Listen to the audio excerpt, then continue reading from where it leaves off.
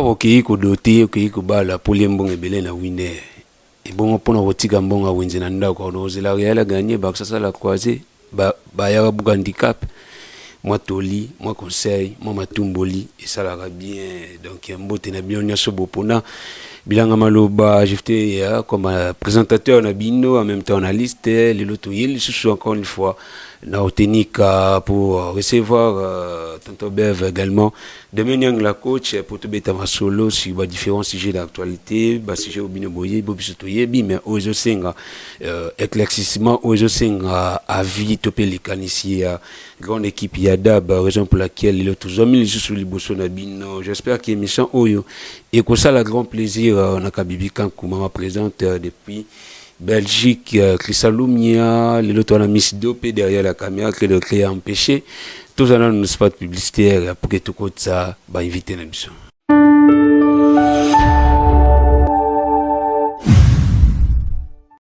De nos jours, l'hygiène intime est une priorité.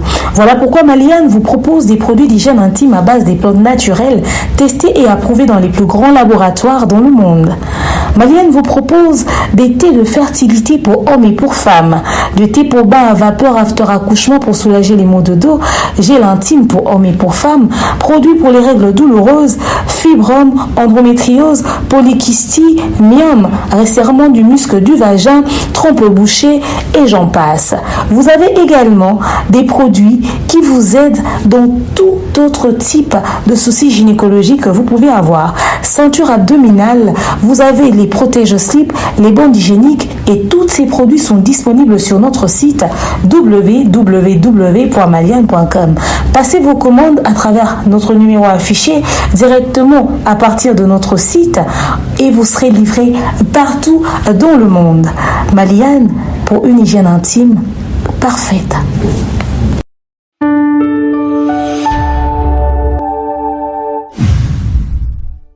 Voilà, ils sont là, nos invités de ce soir, Kandine Loubey, notre mère, Tonton Bev, et Demian la coach. Bonsoir, Tonton Bev. Bonsoir, chef Bilanga Maloba. Boni. Kitoko. Le soit noir. Le noir. Parce que le noir, oui, noirci, tout est. Non, ils appellent dans le cadre de Matanga, Gianni Fay. Donc, tu vois, compatir pérambalement, noir et bimi boé. Mais c'est aussi pour la sabatoke. Donc, quoi, noir et donc, l'émission, les a sans pitié, quoi. Donc, nous faisons condoléances à la famille biologique de l'artiste Gianni Fay, également à sa famille artistique. La coach de Menyang, bonsoir. Bonsoir, Jeff Bianga Baloba. Bonsoir, Tonton Bev. Bonsoir, Nabatna Sowazolanda Bisso. Tonton Bev, Abissam Piti, rappelez Nandembouya. Fali. Alenganzoto. Sans amour, yo. Tika, bah, tu es sans amour. Sans amour. Demain, il y a mes condoléances. Sans amour. Oh, sans amour. Sans pitié, Zara. Sans pitié.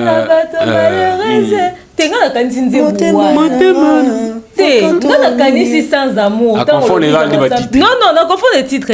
Mais yo, au lever sans pitié, moi, sans amour. Et rappelez sans amour. Donc, je ne suis pas dans votre histoire de Nalukaka titre sans pitié. Abandonné déjà pour depuis jour, on dit pour moi. Et rappelez et puis na yembi yango. On a eu ma parole là très bien. Ah. Na uto yemba parti. Na uti ko yemba parti et rappelez nga mambolobi wana siko. Les mères a tétri va fanatique à Dragon gagner. Les mères a tétri va supporter à Dragon.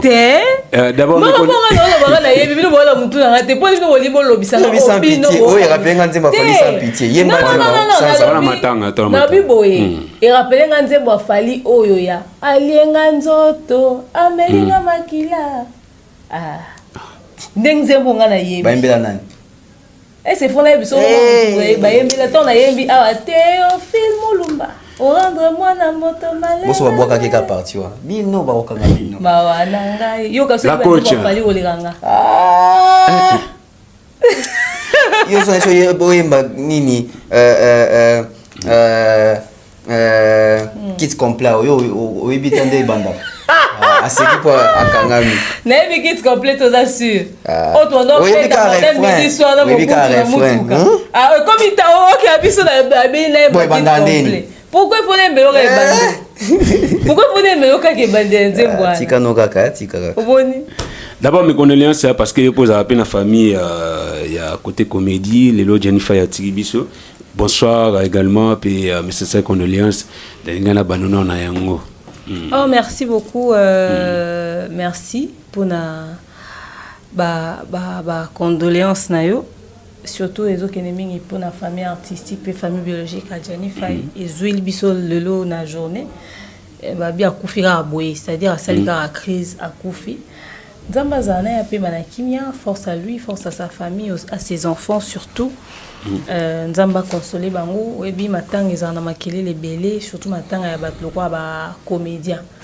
Ils arrêtent toujours avec des longues histoires, des lourdes histoires. Netibo déjà ozoka dia kuna et asilika ki alobaki.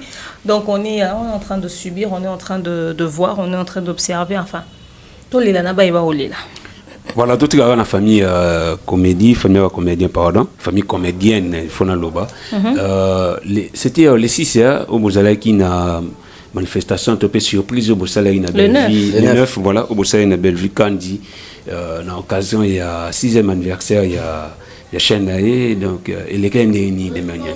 Et là qui très bien en tout cas, ils ont qui 6 ans il y a Bella Production, tu décides qui to salaire surprise parce que après oui à la CEO il y a Bella Production, le cadeau ils acquis peut-être il y a la personne de Bellevue Téméa Bella Production ils allaient structurer et produire un film nabiso tolinga qui to renforcer support publicitaire sur Kinshasa surtout d'abord et c'est comme ça qu'on avait opté dans le secret et à quoi ça là-bas panneau publicitaire dans la ville de Kinshasa pour nous permettre que Azala visible sur Kinshasa.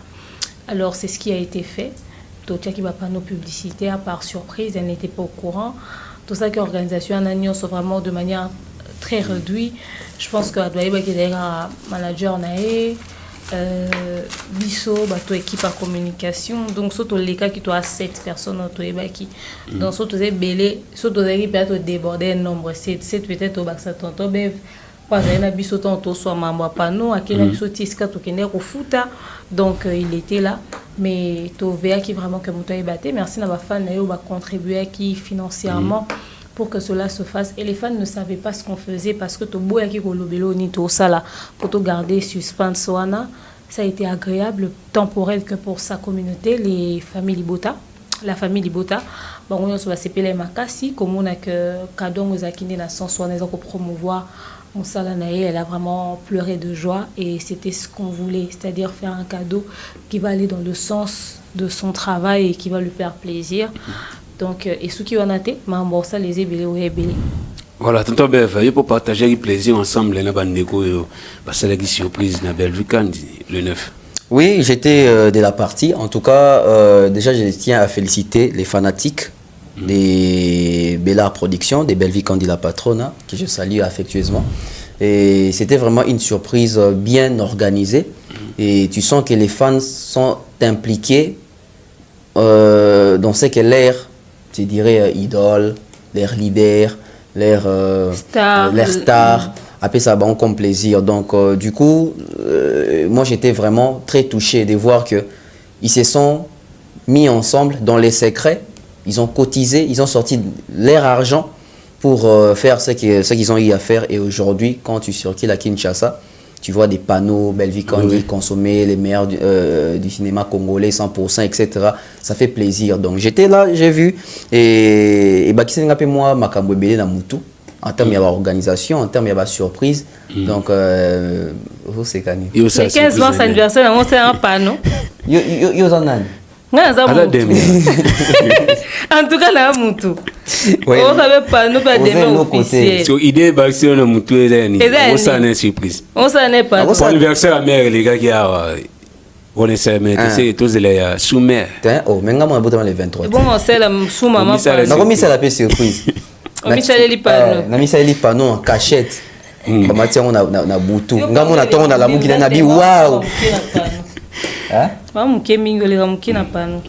On va vivre ça. Yo, les lois, Na tuni kaka. Eh. Alenga Donc, nzoto. Amalinga makila. Atikinga pomba sans Mawa. amour. Eza baja na ye.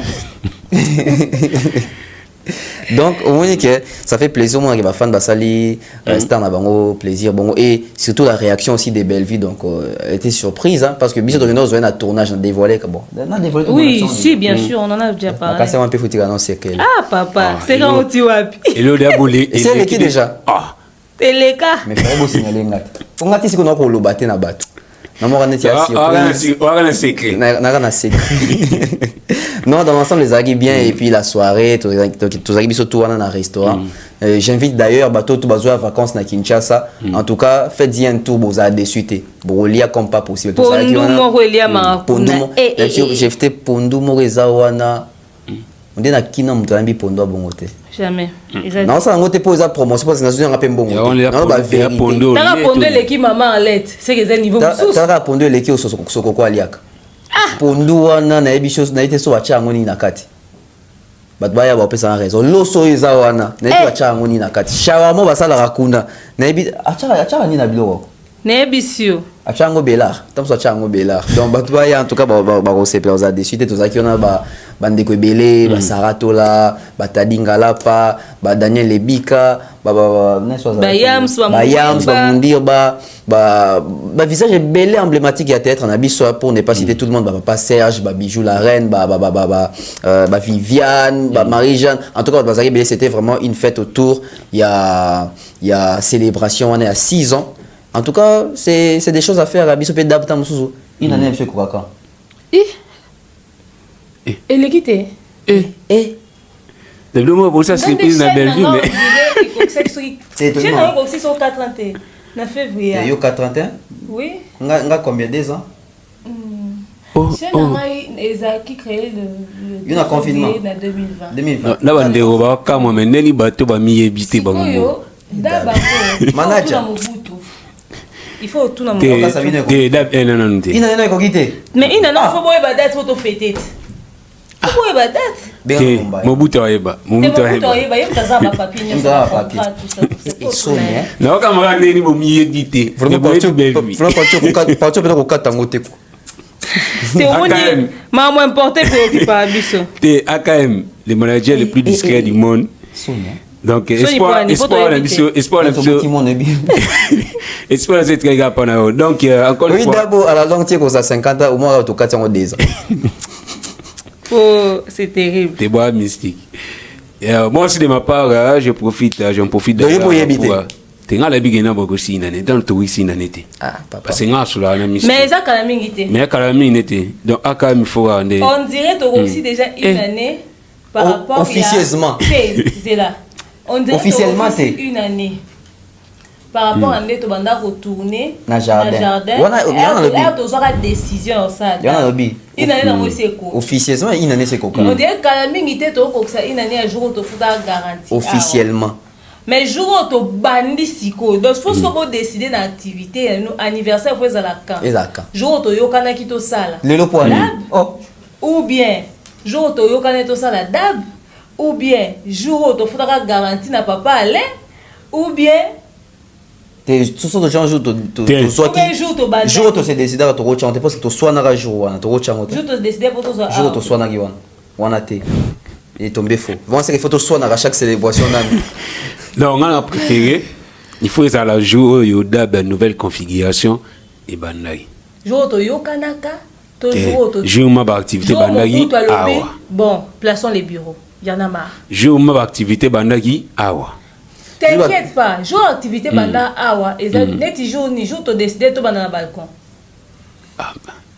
parce que jour là to décider to banda na balcon et ça avant voyage et ça avant voyage to banda retourner na bongo to chez na voyage ya be masamba débat ya masamba débat to uti braza to zongi ne to tielo masamba débat de bébé tama une année déjà une année oui non te bébé tama na me masamba débat tama na me a to banda meta c'est tout banda avant me yo na lobi bandaka avant masamba débat avant nga kenda nanko et banda le 23 mars jour anniversaire nanga bon et banda avant que oh man Noël est sur mon anniversaire avant que l'Afrique du Sud parce que to banda ko tourner à la avant que Afrique du Sud la Afrique du Sud va faire mars. Bon, mais on écoute avec ça, tourner un jardin, Thierry, manager. Au jour où il y a toi surpris depuis aux zones, on écoute avec ça dans le jardin, tout ça niveau, tout le jardin, mais tu sois déjà awa. Ah, demain tout ça émission. On remet tous les babels. Donc toi là déjà tourné banda. Bande on a caméraman à côté de discussion là. Pota ginyo. Mutam dans la date. Oh maman tout les. Oh ya mon date ne kokia fêter ina nada. Sili, bon bout tout là quoi ya. Ah. T'es pas moi dans début sur éviter vous, c'est que mon baya kutu. Aïe. Mon baya ko tout n'était, pour mon baya jouka ya kaka. Beaucoup dans lingala. Mon baya jouka ya dans salon ya déposer des jouets à banda. Bandego la prochaine numéro toujours on a topé sa vidéo date officielle Yodab. Donc n'a pas d'administrateur bon on va m'y éviter. Mais à quand même les managers les plus discrets. Peut-être on attend la vidéo, tous les responsables sont tous à pour fâcher ma bé. Non mais c'est pas possible. Allez, une semaine sans tourner. Sans moi. C'est pas possible. Toto Bev, tout le monde a sujet na biso ya mukola lelo, to moni Aya Nakamura, kozala boycotté, kozala maltraité par les Français. Déjà, elle était bon. Normalement, elle doit prester lors de l'ouverture des Jeux Olympiques où ils allaient prévu na mois de mai au juin, na France. Mais les Français, Bazoboya, Aya Nakamura, parce que normalement, elle doit interpréter la chanson d'Edith Piaf, qui est artiste français, malgré Tika Bisso. Et les Français, lobby, na moun même banderole, basali, comme la France n'est pas Bamako. Bamako, ils allaient capitale ya Mali, et Mali, ils allaient pays d'origine, il y a Aya Nakamura. Donc, racisme, c'est un niveau, c'est en 2024, tandis que matin, midi, soir, les mélanges racisme, mais les Français, apparemment, on va toujours pour les racismes. Après, c'est décevant de voir de tels actes posés aujourd'hui en 2024, en plein 21e siècle. Le peuple français, c'est un peuple, je dirais, accueillant. C'est un peuple courtois, mais c'est aussi un peuple souvent considéré comme un peuple ingrat. La France, apparemment, ne voit que ses intérêts. Tu vois, t'es rappelé, lors de la Coupe du Monde 2018, hein, c'est ça, non? Non, la France était championne quand? 2018. En 2018, quand la France était championne. Bon, avant de venir d'abord pour la Coupe du Monde. Faisons marche en arrière en 2016 pour l'Euro 2016. La finale était en France. France-Portugal. Ces jours-là, quand ils ont perdu la finale, tu as vu les récupérations. Plusieurs récupérations. Comme quoi, le seul français, c'est Griezmann. D'ailleurs, même Griezmann aussi a des souches portugaises, tout ça. Ah non, les vrais français, c'est Hugo Lloris. Quand ils vont vérifier, oh non, lui aussi a des souches espagnoles. Lorsqu'ils ont obtenu la Coupe du Monde. Ce sont des Français. Ah, Pogba français, N'Golo Kanté français, etc. Mbappé français, tout ça. Tout le monde devient français. Voilà. Lorsque la France réussit, c'est la victoire française. Lorsque la France échoue, il faut commencer à chercher qui n'est pas français, qui a apporté la poisse. Aujourd'hui, c'est la même chose. Et ça, discrimination. La France va nous dire qu'ils sont des civilisés, ce sont des Européens. Mais ils nous ont appris quelle civilisation. Ils nous ont appris quelle façon de faire. Ils nous ont appris la xénophobie. Aya Nakamura, aujourd'hui artiste international de renommée, vraiment, je dirais, très international. Elle porte les drapeaux français partout où elle va. D'abord, partout où elle va prester, c'est d'abord avec les drapeaux français. C'est pas d'abord avec les drapeaux maliens. Lorsqu'elle génère des vues, des streams, elle gagne des récompenses, des certifications. C'est la fierté malienne. Pas au premier degré. C'est la fierté française d'abord.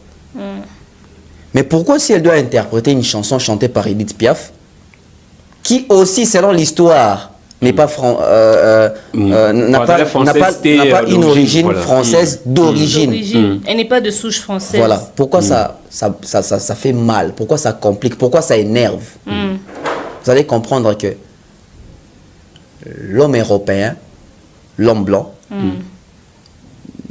n'accepte pas l'égalité avec l'homme noir. Les succès de l'homme noir dérangent l'homme blanc. Avec ce genre de situations, je ne dis pas que c'est vrai. Et d'ailleurs, c'est faux. Mais Kofi aura raison sur ce genre de situations. Il va dire, voilà, quand je vous avais dit que Macron m'avait bloqué, mais il peut inspirer les gars, mais pas. Toyebani. Avant, il y a récupéré, on a bien déjà parce qu'il y a Vraiment, vous avez vu quand je vous avais dit que je voulais faire les Stades de France, c'est les présidents, maintenant vous voyez maintenant. Et les gens vont oublier qu'il y a les Nino qui ont déjà fait ça. Voilà. Donc aujourd'hui, moi je pense c'est irresponsable de la part des Français. C'est irresponsable. Ces artistes-là génèrent de l'argent en France, plus que les artistes français des souches. Aujourd'hui, ces artistes-là qui font des grandes salles là-bas, Accor Arena, You Arena, Adidas Arena, je ne sais quoi, quelle salle, il y a des zéniths, etc. La majorité de ces artistes-là qui font ces salles-là, ce sont des Noirs. La majorité ne sont pas français. Ils vont mettre la machine. À part peut-être Mats Pokora. Si c'est Bouba qui fait les Stades de France, il n'est pas français. Hein? Oui. Nino qui va faire les Stades de France n'est pas français. Fali va faire les Stades de France n'est pas français. Dadjo a fait les Parcs des Princes n'est pas français. Dadjo et Tech viennent de faire Accor Arena ne sont pas français. Où sont les Français alors? Musique, football, on ne retrouve pas des Français. Hein? On a évité ce ça la vanille. Maintenant, vous montrez que dans la situation à Boué, dans l'affaire à Boué, il faut pas artistes, artistes dans la musique, dans le football, il faut pas avoir leçon parce que les autres monde est belé ou Bouddha qu'on servit pour l'avantage de France et les autres monde les autres carabango français pour traiter bango des macaques, donc tout le monde a geste et racisme à tout moment. On était qu'ils appellent les sommes mais c'est comme ça quand vous ne voulez pas rester chez vous. Quand vous ne voulez pas rester chez vous. C'est de cette manière qu'on récompense, qu'on fout à la monnaie des singes. Mais aussi, moi, je ne pense pas qu'il faut que les leçons, il faut pas tirer. Acte, il faut pas poser. Parce que quand tirer les choses qui est au fond d'accord aussi maïl bi na pena na maïl na lapi na kena suku na tete c'est qui continue na ba obaroya kana future génération. D'où il faut les artistes africains qui me regardent en ces moments. La force de la musique africaine aujourd'hui réside na ba Fali, na ba Barna Boy, na ba Davido, na ba K-Black, na ba Gims, na ba Dadju, etc. Mais par contre ça la bloque. Moi, je souhaiterais même, ou je suggère une marche entre artistes, na François. Ceux qui génèrent le plus, voilà. Ceux qui sont forts en ceux qui génèrent, ceux qui se produisent là-bas, Fali, parce que moi, il Fali va porter soutien. Voilà, même Dadju, voilà, Fali, Dadju, artiste Nani, on a basali pena marche na Champs-Élysées, wana, Mokilié Mona. C'est la meilleure des choses à faire en ces moments-là. Ou alors carrément de boycotter les concerts en France. Hein. Baroque est bête en Belgique, Baroque est bête en pays, mais la PCP France dans l'embargo, ça peut se faire. Pas la coach de Menyangi, tout bœuf qui est une affaire où il comédie à Yanakamua. Si gestion de Dobé va passer ni euro bax de plus pour na artiste na biso na bande union sur pour la France comme nationalité na Goloba. Ngai tant na kenda poto na zongi na lobby ndeko a gagné $2000 fanda na mboka épargner investi. Soko moyo ngo kende poto de préférence tinda mwana no aza diplômé d'état ake rotanga ya za plus jeune mais vous avez déjà avancé en âge plus moi la chance ake roluka. Loba muto pena za na ba difficulté pena zo ko s'imposer tene tiboy ba so atangi classe mingi te kuna n'importe quel job et permettre yo au gagner quand même de l'argent. L'obézanaka bon, mais si tu peux avoir un bon poste, parce que tu as foutu à $2000 na ça c'est quoi chef d'entreprise. Donc si déjà tu peux toucher dans les 2000, fanda na mboka, ou investir ou préparer moi dans nos mois qui nous remplacer ou soit on s'est préparé très bien avant de quitter le pays. C'est-à-dire ou épargner au bon bimbo on tant aux autres qui temps ça va démarche. OK, on était comme quelqu'un qui est venu vraiment se chercher des zéros. Na fanda boina yo ka bat na internet ba lobby. Demain à salle émission lobby ko to potongo fallait amemi ezata bien té. Potongo ezata malonga té. A sepela na pototé. Non. J'ai trouvé une réalité et je conseille mes frères un point entrée. Le social est très important pour la vie à Moutou. Nga peut-être na ozana pour so qui va na poto un jour, mais na o nga na moni na mwana na on se préparer. Je veux pas dire à quelqu'un en tout cas ce que luka vi kanga bisaka ke na poto banda api. Or suka api. Kuna batu ba foutre les lois à $500 ba ka bola 4 personnes. Batu ba vana na ba chambre mikie, c'est pas tout le monde qui a une maison là-bas. Hein? Et belé ba yambi biso na ba McDo hein. Tout le monde banda kuna bangote hein. Pourquoi je le dis aujourd'hui? Tout le monde crie au racisme pour Aya Nakamura. Mais quand moi je suis venu réveiller la conscience de mes frères, ils ont dit quoi? Que quand on a lobby pour ton ils malonga te. Non, pour toi ça bien. Et qui toko sur OK vacances. On a bon on a poche. OK ou enjoy. Neti boina été fallait na concert, yo futi bien on a été OK là te lambe lemba. Yo nos autres mo na stade de France. Et au salo bien te. Yo en OK, ils s'occupent concert à Bordeaux, so à Lyon. Excusez na été au salo bien te.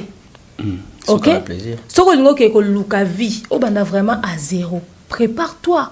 Tu peux pas aller embrasser un pays étranger sans pour autant savoir dans quoi tu mets tes pieds.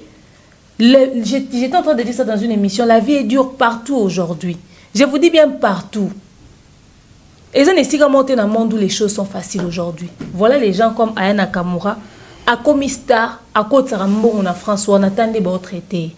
C'est-à-dire, rappeler l'origine, non, parce que Monique, on va lingina no bango, on est sur aujourd'hui, neti mutuana pena, ce qui Aya Nakamura yembi, et l'ouani na kaya Aya Nakamura. Et puis, les qui sont qui piafi, qui piafou, qui piafi. À Combo, il y a des gens qui ont Edith Piaf. Edith Piaf a yemba nzembo, et ça la succès planétaire, le roi Banzembo Aya Nakamura lelo. En termes de chiffres, à générer, chiffre le roi Aya Nakamura lelo. A eu succès et traversé ma frontière collègue Aya Nakamura lelo. Elle a eu du succès, elle a fait son temps. Yamabe Ezawa Piso qui nous et traversé ma frontière noirement pour interpréter. Pourquoi il faut autant ma couleur de peau? Papa, ngana matin na comment on appelle ça? Na métro. Comment est-ce qu'ils vous regardent les noirs par moment? Des fois tu te sens même gêné. Aujourd'hui Niamazan a plus de valeur. Moi, oh. Moi, ça a plus de valeur que Moutou. C'est des choses que font Moutou Zalana, on a Moutou qui est en qui est na poto. Il faut observer l'attitude boui. Mais ce balobi on quand ça lobby que poto à ma ben non, il y a pas que des points négatifs, il y a des points positifs. OK, na pris marque là t'es là-bas 2 €. Hein. Ah ouais. Et c'est là-bas si kana magasin. Hein. Mais na Kinshasa vous là-bas 2 € na si kana magasin té. OK, zongo wapi na ballon na tombola pe à qualité ni. Et c'est là-bas ina makila, tu vois. Au cause on a 3 € na au côté na nini na McDo au lieu lipa. Na Kinshasa au lieu na 3 € au liani. Na Kinshasa na 3 $ au liani. 3 $ ça combien en francs? 3 $. 7 000 francs. Au liani. Il faut luka foufou, il faut luka accompagnement, il faut luka maï et sili. Au bout c'est méga. Il faut un méga. C'est dans 7 000 francs, il faut méga. Il faut sous forfait internet, on allait sous connecter. 4 000. Tu vois un peu dans quoi on est. OK? Alors, le pays à l'étranger surtout ressemble à ça. Bah américain koutou, oh bah ça bah noir américain des souches kuna. Bah talani bah traiter bah noir. Et bon tala bah Europe, des ceux qui bah France on dit bah zo retraité. Bah bossani que bah dajuna bah gimsona bah salisa bah on va représenter bah chanson française. Aéroyem bah boué représentation de la chanson française, etc. Malgré combien de prestations au dajua gimsa sala ou à représenter la chanson française mais va pimer les nationalités. Combien? Ah ouais. Hein? Qu'on se dise des vérités, ces gens-là sont égoïstes. Mais la Coupe du Monde au Qatar, Gims a représenté le Congo ou France. A représenté la France. C'est ça qui ouverture. A représenté la France, mais va pimer les nationalités. Les autres regarde comment est-ce qu'ils ont injecté Gims. Gims a comment on a un problème en France. Hein? Il n'est plus le plus aimé. Hein? Bon, on peut ça Gims va camarade à Canada dans la vie. Ah comment on va camarade va faire? Mande on est congolais. Non. Yo ka soki succès zaka kama kasi neke zaka na France wana nga comme camarade ba Tracy Elise. So na faire. Wana ça va, te faire été. Yo va faire. Faire ba yo nikala. Tout la vérité. Oh, bah, il n'y a pas de photo et ça. Pardon, continue. Toi, on a pas racisme, C'est triste. Na sepeli comment na ba fali na ba daju ko soutenir. Fali ba pimela ka concert ke na porter plainte na préfet. Soki congolais nyonso to noir nyonso à soutenir Aya Nakamura en disant en tout cas je te soutiens haut et fort. Et ça la bon sonne à l'échelle internationale, à l'échelle mondiale, ba mona ke bango ba ça la racisme. Et là ba solo ba liba lo baneti nini ke e comme nzembo edit pia fango comme impur na mnora aya.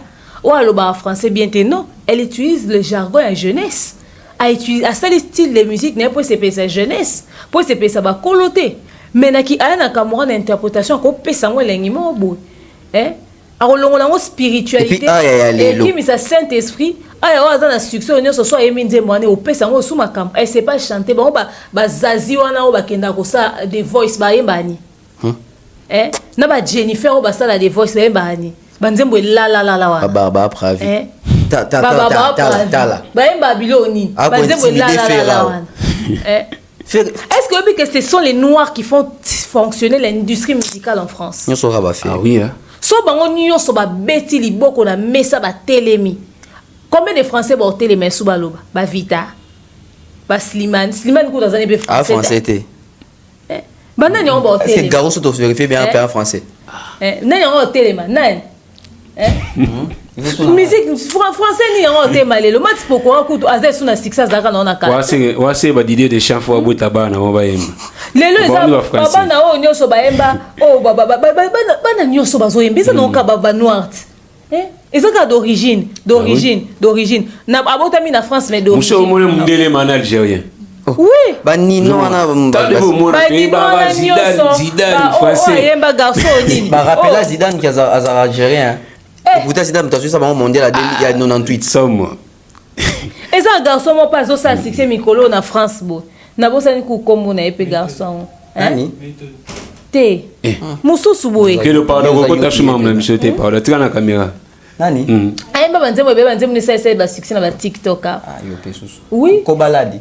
Kobalade banani mususu pe bo aza mo ba lox bo ya mikuse bo. Ba gazo banani ba se belé bana ngo ba oyemba banzemo na ba France. Ba tiakola ebele. Non, c'est monsieur ça. Oh yemba comment ça c'est comment ça n'est? Sensé. Comment oui, aza ba lox boy. Voilà, c'est lui. Aza ba lox boy. Ba auto ça collaboration na garçon mo ba yeminze mo resta qui succès pe na TikTok boy. Nani? Voilà. Donc basé belé bana ngo basé belé ba ça ba jeune ngo ba ça ba succès na. Qui va répondre pas assistante, ba caméra. C'est-à-dire ceux qui ont plutôt compter ba enfant ba jeune noir ba ça succès na photo France ces années le côté. Ba il faut ça ma moi na bango ayemba ki Weshde na kenda. Moi donc ba pesa ka Weshde na wayemba. Zao à la française. Ba pesa Zao ka sa yemba Edith Piaf. Azabe française te. Obi na koti na bio. Lem supposa pembe ba pesa ba pesa ta Zao na Weshde ba yemba ka na koti na biographie à Piaf ango. Ata na trophée te. Obi que so aya yembi ango. Ba ba ko no streamer nzembu wana ya Piaf ya solo ezui certification. Ka ba nzonde barata. Piaf on peut attaquer to côté. Ah papa artiste là tu déjà kinda. Problème les années ba français yo et ba raciste. Il faudrait faire biso de ba noir papa bon moi sois na moi. À l'époque banki qui a bozaka non normal. Comment on a vu ça dans la photo à Boité. Les qui a bon ezaki non normal. Mais nous on critiquer Boité moi. Nga critiquer. Est-ce moi ba tazana problème tu ba raciste wana ndé. Non na lobi boy. Aya Nakamura soko ba lingité ba fana na nzemu na bango. Ah patika nega. Ça l'ouverture aux Olympiques au noir cause pour na nini. Jeux olympiques en ba tno so ba kimamba kuna ba ka mindele. Si on a jeux olympiques on faut quand même baranze ba Piafi. Mais ce qui racisme il continue, il peut quoi influencer même on a athlète monsieur pays noir ba se déplacer ba fédération va désister. Mais oui ba fédération belé beaucoup ya kotina ba athlète na bango parce que ceux qui va désister ils auront raison parce que c'est du n'importe quoi ça. Et moi j'ai aimé l'attitude de Fali, j'ai aimé l'attitude de Dadju. Bango ne bazo faire tourner l'industrie à musique na biso. Ceux qui ba noir nion son en France ba Télémi va soutenir Aya Nakamura et le qu'on a des zones qui changent en 24 heures. Parce que eux ils drainent des foules. Bango na sima na bango ba foule ça. Bon boycotter bango nyonso tout est. Fallait obeta. Et puis il y aurait généré combien? Fallait quand obeta concert on déplacer batou na monde entier. Bah il y a France. Ba côte à France. Bas zo ba hôtel, bas so ba bilamba, restauration ba. Combien de mbongo ekotaki? Netinga bo na tambola kana ich na France. La pe each. Si combien de personnes, c'est-à-dire que Ngai a dépensé plus de 500 € en each en France. Si au BEV, au calculé à 50 personnes, or on a salaire à 40 000 places. 40 000. Aux US, tout ça, quel côté ça monte au na Londres, à quel côté ça monte au na Belgique. À un moment donné, il faudrait respecter les Noirs. Il faudrait qu'on impose le respect. Les artistes doivent imposer les respects. Donc, ils sont des tosa boeba noirs, sont mundele moi linga manzembu ya mama mbilia bel toboya. Toboya, tobité. Sont mundele moi linga manzemba baba kanam to lo batako suyango. Tobité yoté, il faut que DJ Momboshi. C'est impudique. Exactement, ba otya nzembo edit pierre dans Noachel. C'est quoi le monde? Ba moi na DJ Momboshi. Nous comprenons des pourtant on a baba. Oh. En tout cas, c'est pas normal. Le respect est mort au fait. Et les gens sont ingrats. Parce que partout quand ils partent, artiste française d'origine coûte babosana. L'artiste française Ayana Kamura est là. Mais le va rappeler Bamako. Bango baza bongo soki likambo bako rappeler d'origine. Non donc comme Gimse, yo no ke représenter chanson française mais ba pimé leur nationalité. À mon idée France est sans aïe. Baza en fait baza batouté, on entend tonton bev restons chez nous. Donc au moment que nous sommes face à des gens qui ne nous aiment pas. OK, qui ne nous aiment pas, qui ne nous apprécient pas, qui font semblant au fait, qui ne nous considèrent pas. Quand ça va dans leur sens, on a bravo et tout ça, nanana, un semblant. Mais quand on a intérêt dans bangoté, ils sont prêts à nous rappeler nos origines, ils sont prêts à nous rappeler nos ancêtres, ils sont prêts à nous rappeler notre progéniture. Et ça rapport biso monde to pese bango opportunité, to pese bango place wana na ba vie na biso. Alors à chaque fois ça se répète comme ça. À chaque fois il y a un noir qui fait un truc, au moins là, tout de suite c'est les origines qui remontent à la surface, c'est tout de suite alors biso des ce que photos soit décision. Biso des photos prendre conscience et soutenir les nôtres. Et les nôtres. Tala Ayana Kamura, comment est-ce qu'à Fingamaka? Tala comment est-ce qu'on la traite? Mais de voir par les noirs. Comment ne voulez-vous pas que blanc en a traité biso? Vraiment, biso mo de ato Fingaki. Bazo ba que lelo Ayana Kamura comme ko se dénudé trop na ba clip. Baza sûr que so toke ta ba nzembo ba français ya ba française na ba wana ba se dénudé raté. Vous toke na nzembo ba porno na bongo ezanga tina. Ba bien l'autre côté bien français. Si ça doit on a un artiste moi c'est dénudé raté. À ces dénudé on a tikali neti ndengeni. Au clip on a ça les amabé etc. Et tout. C'est une artiste. Combien d'artistes se sont dénudés dans le monde? Je ne suis pas du tout d'accord avec ça. Je n'en trouve même pas l'importance de se dénuder. Mais à un moment donné, je pense que ça, c'est des excuses bidons. Parce que un artiste du haut de la scène, pire que Ayana Kamura. Beyoncé, elle a tendé en France. Première dame, la Carla Bruni. Loba.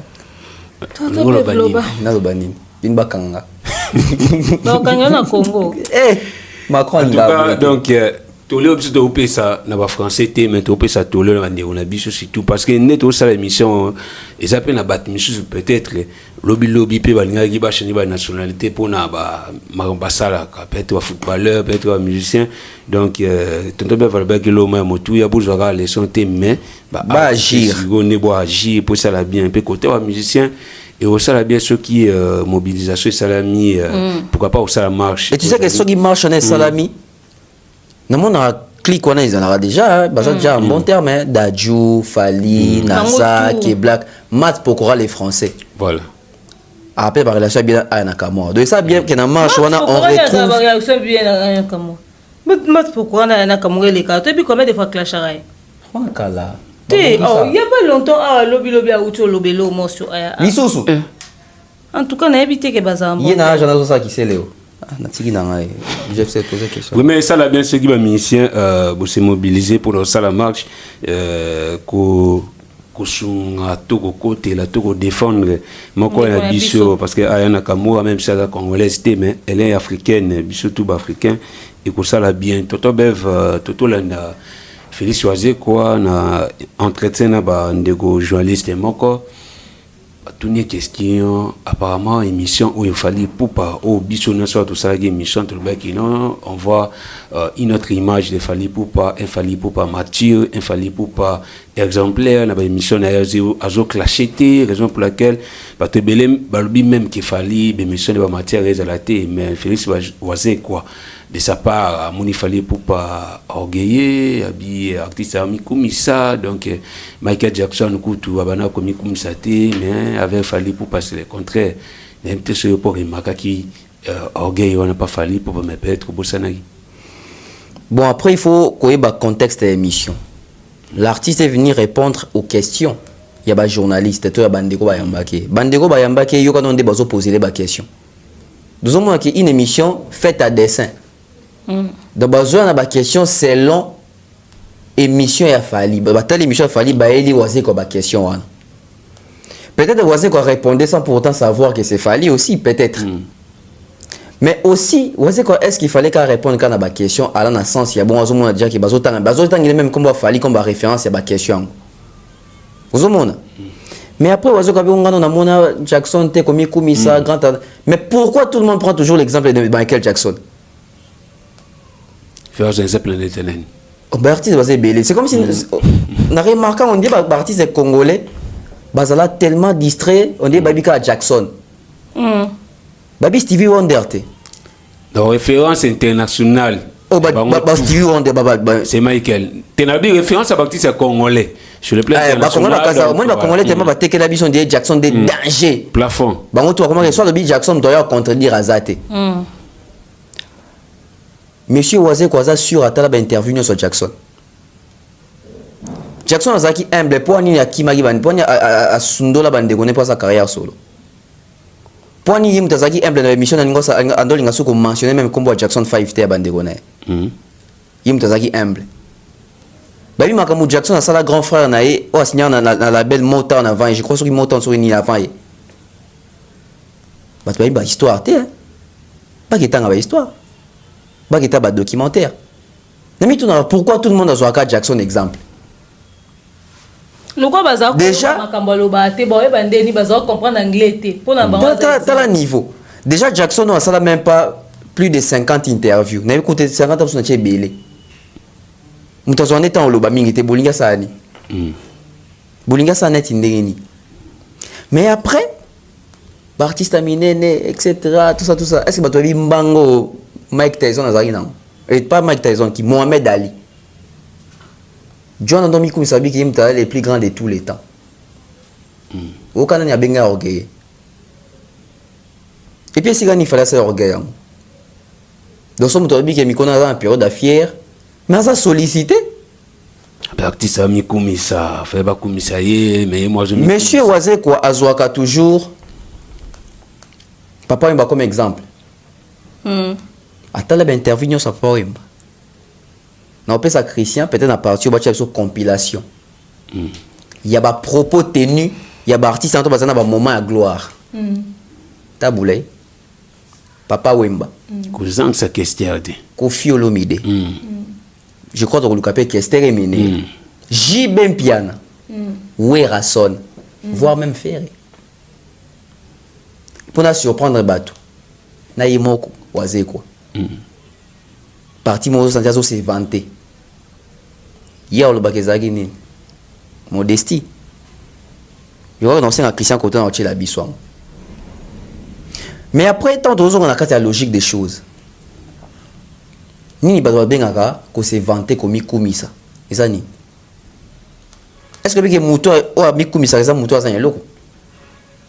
Soki muto zo mi kumisa na loko tende comme mabe.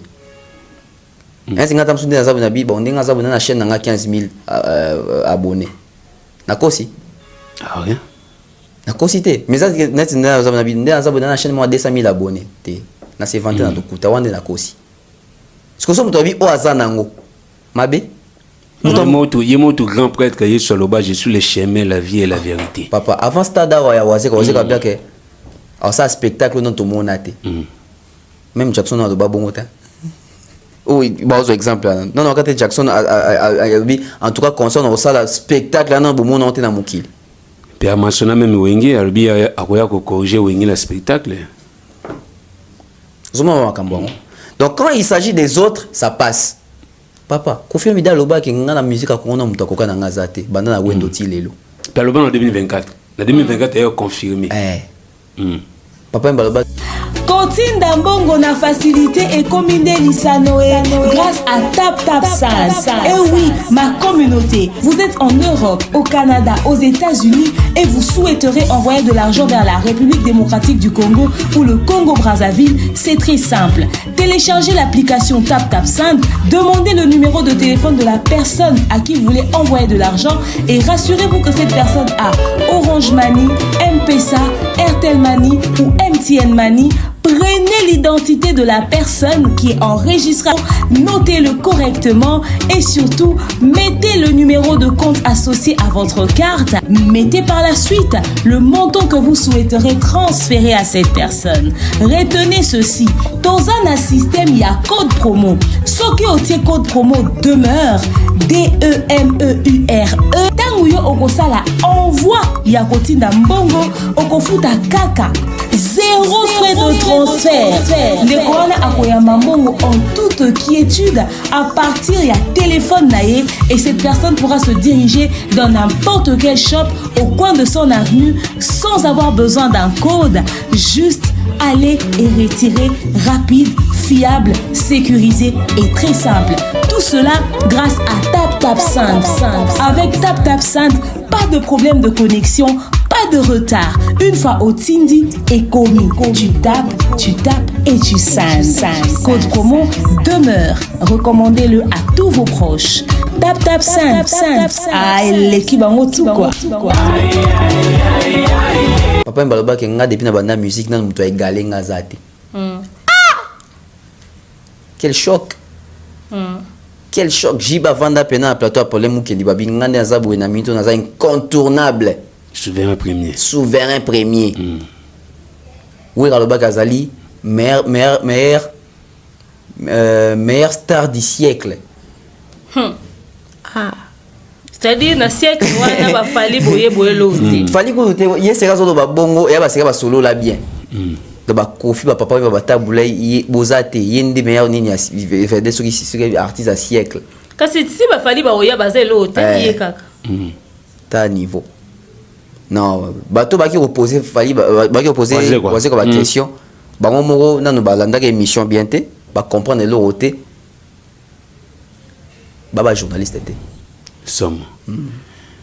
La continuant il fallait pour pas traiter d'orgueillé par Félix Oisé quoi, puis les mêmes Félix Oisé quoi.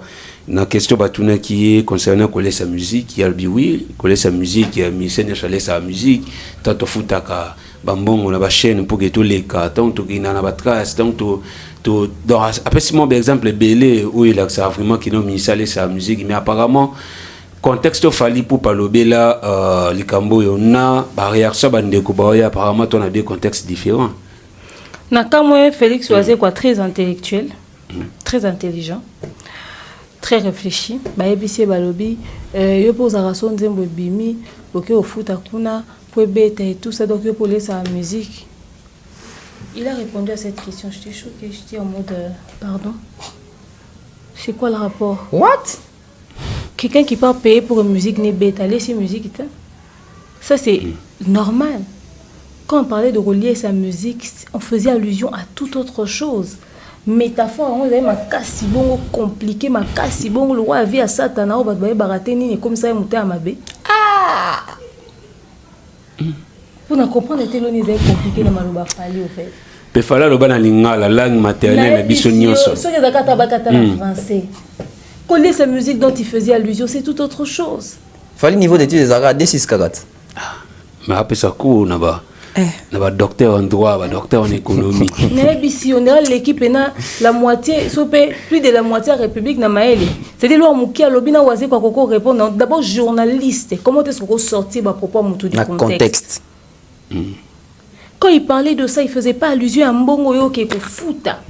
C'est-à-dire et si quand toi tu dois payer ou plutôt les si quand yo il faut pas fouta yo qui est fouta pour yango.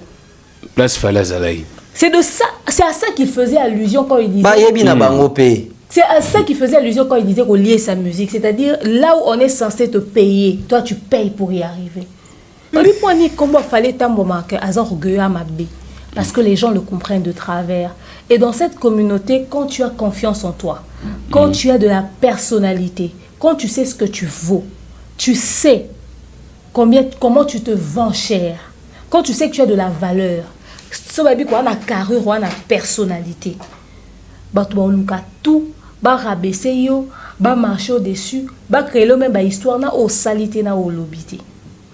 Ceux qui ont observé toutes les personnes qui ont un fort caractère, une forte personnalité, ok, et surtout qui sont réfléchies, structurées dans la tête, bien stables dans la tête, toutes ces personnes sont victimes de la même chose. On doit avoir la confiance en soi. So on a la confiance na yo. Ah, yo Cristiano Ronaldo, orgueil. Et surtout que l'ambo la biso batu balinga mingi batu maombo yesimba te. Ba wana ni ba makambo simba so makambo lo bana sens. O ka baba ngato na vanda na loba. O mo mboko loba. Fallait na za kotan az orgueilleux. D'accord. So ba ki batuni des mères côté kuna pe muto so vie demeure az autant az orgueilleuse. Elle parle mal. Bon na tende ni fallait lobaka. On a entendu ngazala attitude na ozo mona ka korkei bato baloba ke belle vie azaka simple aza hypocrite azaka très orgueilleuse bo ndaba calme wana te. So tuni toutes ces personnes ba isa tana idée elle kamo ba oloba te. Ba ko définir mon orgueil te. Ba ko définir ce que c'est qu'être authentique. Au moni so oza direct et oza vrai. Oloba mambo eza na sens et dérangeant. Yango ndetira bato mal à l'aise. Bato ba et puis surtout so bato ko ko percer yo te hein. C'est-à-dire que quand on a quantité. Bah on comprend. C'est raison pour laquelle n'importe la chose mutalo banglais tout bien orgueil. Orgueil. Pour tellement tu comprends les mambalo baté. Tala kaka mubato ba loba yo yango ye demer on a ko loba français quand so dira l'équipe batunyo son na maeli. Eza ko boyebo ba français te.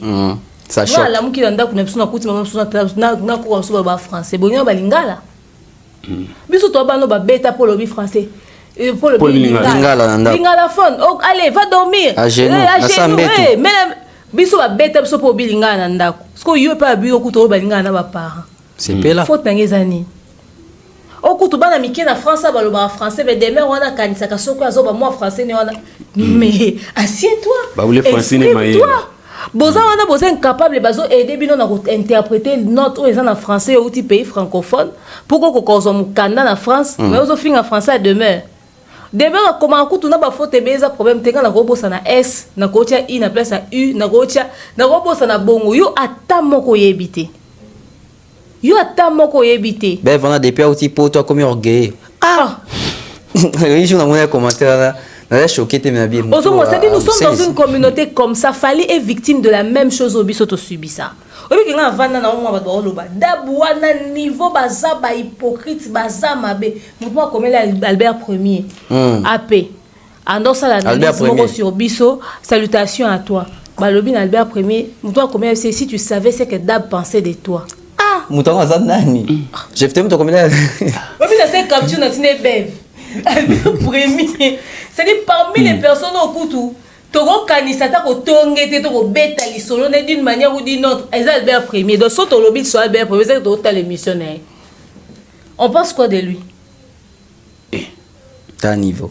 On pense à penser. C'est que si tu pensais ce que Dab, c'est-à-dire tu pensais dans l'initiative. Bah ça non lavage à cerveau. Peut-être comme mytho dans ce question.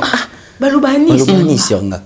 Moi na mobali ouais pas mimoni afrekantaka kutu batu te garçon sans et banda carrière na zaka na kwene botika lo mona sasuti na mutu te mais ta commentaire ba ketikeli dabwana niveau ba za orgueil de ba mimona ka ke bango baleki orgueil na biso za poto na forte personne tala mutu mo akomela mutu abida bana ba chela ba poison atemona utu yemona mikoa devant la caméra tu vois que ba una ba la toi malade c'est-à-dire excusez.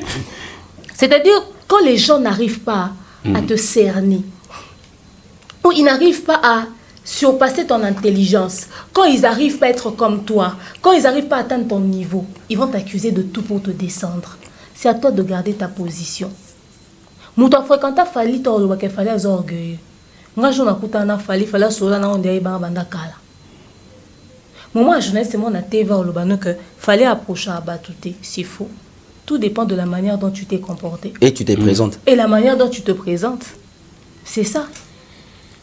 Sauf que moi, déjà, il y a plus pour un intérêt particulier. On s'appelle un peu méfiante. C'est pas ça. Ah mais oui, il est surtout grand prêtre, le plus grand humble du monde. Mais à 12 personnes, à ta moine, il y a une vitesse bouendeni. Oh, panzana bouendeni. Ah, charisme était bouendeni. Tu comprends un peu? Il y a un bar à besoin de bateau sous bazar na soana mamou na monter. Pour aller soana mi soute. Parce que bi que y na gros sola na il faut c'est bimaraté. Y na gros soana capture et bimate. L'ison na biso obeta maraté. Mais niveau na monde la c'est ça. C'est-à-dire mutu a créé un univers numéro boé. Bino comment on a ramené nous sommes balola kabo changer. On est victime pratiquement des mêmes choses ici. Dans cette communauté, quand tu es à minimum, vous comprenez que Félix Oisé comme quoi bongo, mais t'as n'engé D6 à l'obi likambo, compliqué quoi bongo. Bah tu vas candidater que vous avez ils ont une licence, na diplôme. Maël les a ba bota makanango. Ah oui hein. Bah comment Maël était? Ba bota makanango. Parce que premier licencié à Maël n'est pas licencié hein. Ah. Mutasa école à Tanga. Mutasa école à Tanga. Nana ngatangise bange balakseni e mamo so la nela mo bela muto mutasa ba université atangate mamo ele nini ise man mutali bonso la baki to sala école supérieure ye supérieure itango ya tanga ya badaki ouais. Tu vois, c'est-à-dire mboko yo so ba yo beto li so amutu vérifier somo vérifier avant loba parce que Félix Oisé a répondu à une question. Oh, mal formulé. Mal formulé. Et ils ont fait ça sciemment. Et les lobes ont commencé l'émission sur les solos à bête. Le but que Demer a l'oba une émission moko. Nga ba otine en balien dernièrement. Demer a clashé maman nana ketchup. T'as niveau. Nga. Heureusement que tant à liboso, jour à liboso ba bimisa yelo kwa na zo ka parti wana na tia na TikTok. Na TikTok oui. Parce que comment on va commenter mais alobi lo ma bête sur mer. Mais alobi lo ma oh.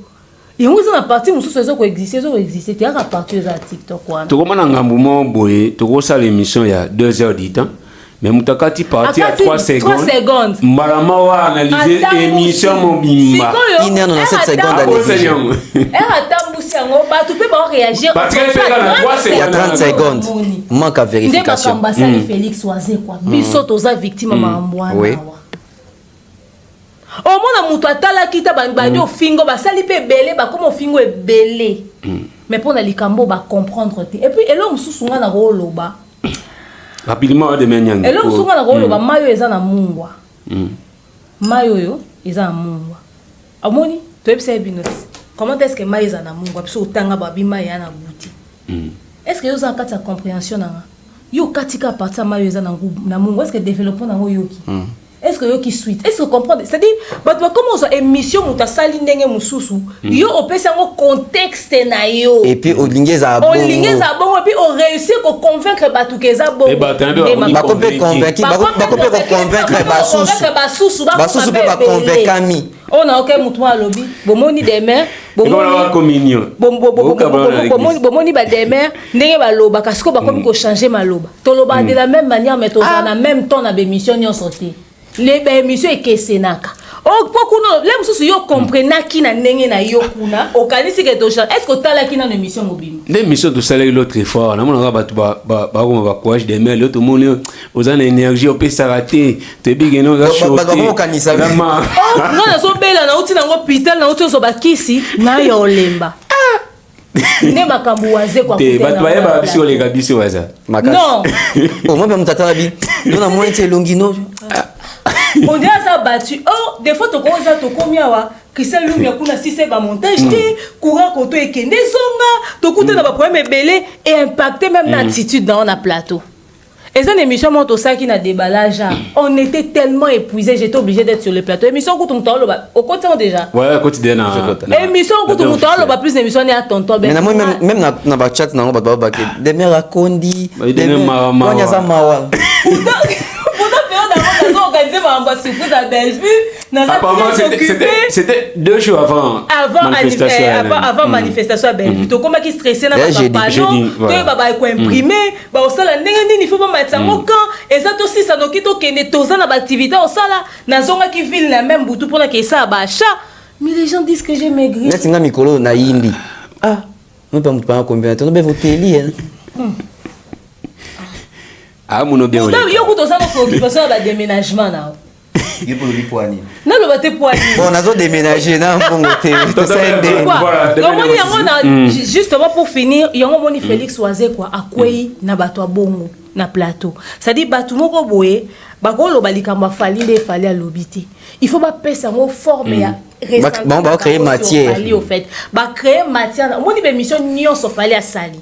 Il y a vient abiso Gary Marius, il y a Gary Marius. Ben mission na nion so en fait ezaki na belément o ba fingela mututé. Vu après si ma matière intelligente. Mais pour créer polémique autour, il faut que sortir ma propos à fallu dans contexte. Il y a un moni baké simbi sa mukwa bongo touche. C'est que vient les kunya bo sakana. Pour y a ça muta sentiment. Bah on m'aime pays. Yo seulement la communauté. Tout ça réflexion moi. Tout à fait directement. Yo seulement la communauté au babi qui vient Au seulement la communauté au babi. Par rapport à banan, une seconde gars. Vous en a falsité wala nini ya boss na makomo ya solo ya vie. Il y a pas de ça. Ma peki ça. T'es sur l'idée de mettre ça moi ça le fait nini. Non non mais lolo. T'as comme les kunya na mais échanger. Avant papa yenga oui. Pour nan talabande o demain na betata libakuti ala batako nande. Dans l'iko na metra définitivement. Ngas qu'on va bosso de la beta. Ya comment c'est mais ça n'était. Aussi quand la communauté va bien confiance à orgueil. Jamais. Pour choquer pas tout est. Quand choquer dans le sens que avec choquer non na loba makamo te au senti qu'il est très réfléchi au senti que suit pas. Via ça trop la facilité. Alors je voulais dire quoi? Ngas na Félix Oazé Koloba na plateau mon lobby. Et puis ça qui émission je ne sais mais ça émission TV. Bon après peut-être dans Oluka. Alors babi fallait on dira ko sarabiso on a sagesse moi on dit tata moi à 70 ans. Ah so déjà vieille mort au bagi boy. Comment les leur basculer boy. Et puis pour l'accès que l'artiste na biso bah c'est documentaire raté. Bah ça ba recherche té. So qui Oazé quoi fait effectivement landa qui émission fali on a regardé la journée ça non alors baki bongo té. On peut pas te poser les questions sur une émission que tu n'as pas suivie. Et en plus on a eu réflexion à Gali Garvey sur ma camarade sa musique. Surtout bani Gali Garvey l'équipe Oazé qu'on a maïl. Ah, c'est ça. Même Atabi n'a filé au Ragona Mouna rapide. Atabi n'a filé. On a pas réflexion à Bango parce que Gali a l'équipe Oazé qu'on a maïl. Coller sa musique c'est pas que c'est des noms que tu capable de on a coller sa musique té. On est allé musique est moi. Coller sa musique dans le sens que au combien bête ça concerne stade de Marty mon côté mbongoté. Ça coller sa musique matalana.